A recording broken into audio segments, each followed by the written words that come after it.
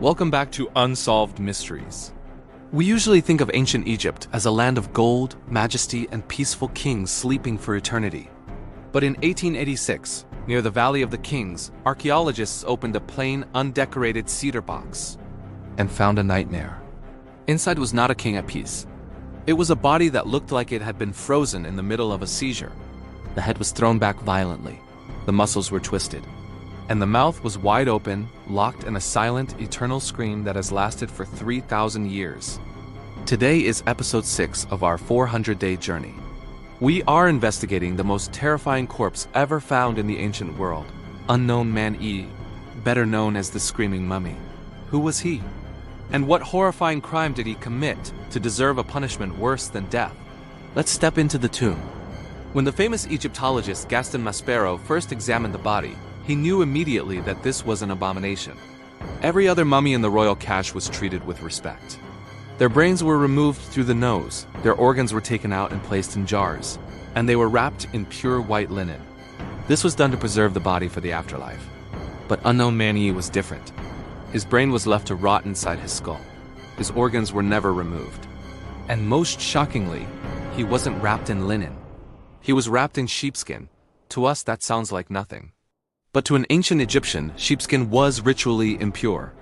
It was filthy. To wrap a body in sheepskin was a deliberate curse. It meant that this person was not allowed to enter the field of reeds. He was being sent straight to the darkness. But the real horror is how he died. For decades, we could only guess. But in 2012, a team of forensic scientists put the Screaming Mummy through a CT scan. The results were chilling. The scan showed that his lungs were overinflated, his windpipe was crushed, and his jaw was locked open due to instantaneous rigor mortis, something that only happens during moments of extreme, violent physical emotion. The evidence suggests he wasn't just killed, he was strangled. But he wasn't strangled quickly. He was likely bound, unable to move, and slowly choked to death. Some theories even suggest he was placed into the coffin while he was still gasping for air, buried alive in the dark, screaming until the oxygen ran out. So, who is he? We found the answer in an ancient scroll called the Judicial Papyrus of Turin. It records a trial that took place in 1155 BC. A trial for the highest treason imaginable, the murder of a god. The Pharaoh at the time was Ramesses III. He was a powerful king, but his own household turned against him. One of his wives, Queen Tai, wanted her son to sit on the throne. But he wasn't the chosen heir. So she orchestrated what we now call the Harem Conspiracy. It was a bloody coup. According to the papyrus, the women of the harem used magic spells, wax dolls, and poison to weaken the guards. Then, in the dead of night, assassins entered the king's chamber. For years, historians thought the plot failed. But a recent scan of Ramesses III's mummy revealed a deep, sharp cut across his throat. The king was murdered. His throat was slit while he slept. The coup, however, failed. The conspirators were caught.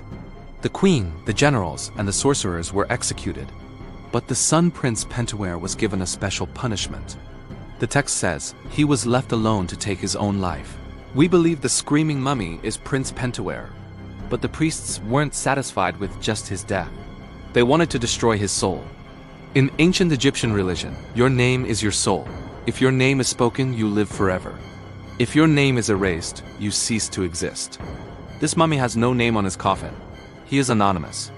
He is Unknown Man-E. By burying him without a name, wrapped in filth, and preserving his body in a state of agony, they ensured that he would never find peace. He would never meet Osiris. He would simply remain in the void, screaming forever. The Screaming Mummy is currently in the Cairo Museum.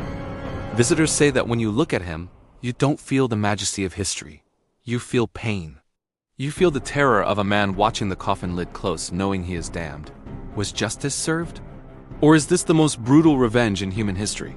Like the video, subscribe to my channel, and do not miss to press the bell icon so you do not miss any video of mine.